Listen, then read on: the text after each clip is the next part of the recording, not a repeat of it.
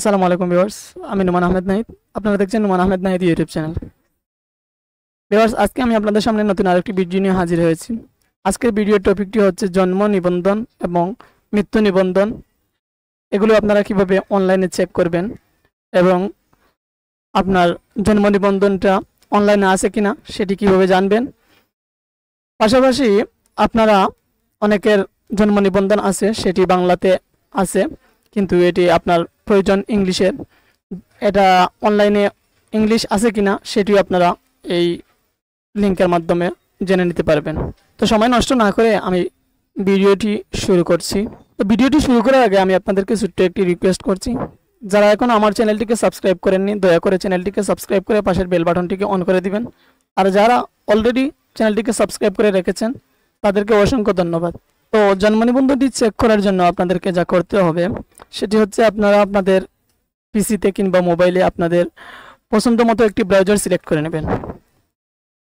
তো আমি এখান থেকে আমার পিসিতে উইন্ডোজের ডিফল্ট যে ব্রাউজারটি আছে মাইক্রোসফট এজ, আমি এটি ওপেন করে নিচ্ছি। এটি ওপেন করে আমি এখানে লিখব জন্ম নিবন্ধন চেক, জন্ম নিবন্ধন অনলাইন চেক। এই যে এটি লিখে সার্চ করার পর আপনাদের সামনে এরকম ইন্টারফেস শো হবে। এখান থেকে আপনারা বার্থ অ্যান্ড ডেট ভেরিফিকেশন এই অপশনটিতে ক্লিক করবেন। ক্লিক করার সাথে সাথে আপনাদেরকে এরকম একটি ইন্টারফেস শো করবে, এখানে নিয়ে আসবে এই পেজে। তো এখান থেকে আপনারা এখানে আপনার যে জন্ম নিবন্ধনটি আছে সেই জন্ম নিবন্ধনের 17 ডিজিটের যে নাম্বারটি আছে জন্ম নিবন্ধন নাম্বার, সেটি আপনারা এখানে বসিয়ে দিবেন। তো এর নিচে যদি কোনো সংখ্যা থেকে থাকে, মনে করেন 16 কিংবা 13 বা এর উপরে সংখ্যা থাকলে সেটি কার্যকরী নয়, সেই জন্ম নিবন্ধনটি এখানে চেক করতে পারবেন না আপনারা। তো এখানে জন্ম নিবন্ধন চেক করার জন্য অবশ্যই নাম্বারটি আপনারা এখানে দিবেন। তো নাম্বারটি আপনারা কপি পেস্ট করতে পারবেন না, এখানে শুধু আপনারা নাম্বারটি টাইপ করতে পারবেন। তো আমি নাম্বারটি এখানে টাইপ করে নিচ্ছি। তো আমি এটি ইউটিউবের যে পলিসি আছে সেই পলিসির জন্য আমি এই নাম্বারগুলিকে আপনাদেরকে দেখাতে পারছি না।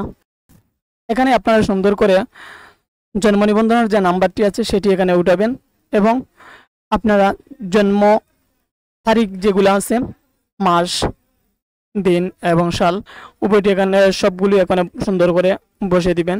তো প্রথমে আপনারা এখানে সাল দিতে হবে, তারপরে মাস দিতে হবে, তারপরে দিন দিতে হবে।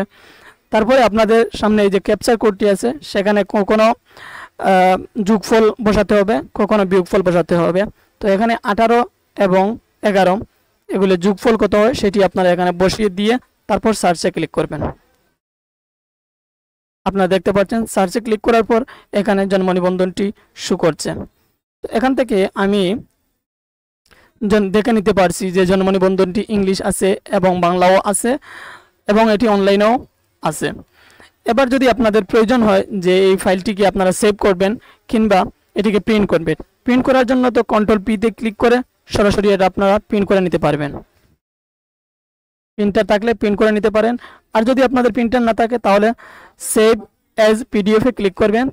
সেভ অ্যাজ পিডিএফে ক্লিক করার পর আপনারা এখান থেকে সেভে ক্লিক করলে আপনাদেরকে যে কোনো একটা ফোল্ডার সিলেক্ট করে তারপর আপনারা এখানে সেভ করে নিতে পারবেন।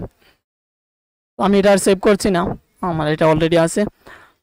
তো এভাবে আপনারা আপনাদের জন্ম নিবন্ধনটি চেক করতে পারেন। এই ছিল আজকের ছোট্ট ভিডিও। যদি ভিডিওটি ভালো লাগে তাহলে অবশ্যই একটি লাইক দিবেন আর কমেন্ট করে জানাবেন ভিডিওটি কেমন হলো। আর চ্যানেলটিকে সাবস্ক্রাইব করতে একদম ভুলবেন না। দেখা হবে পরবর্তী কোনো ভিডিওতে। এ পর্যন্ত ভালো থাকুন। আল্লাহ হাফিজ।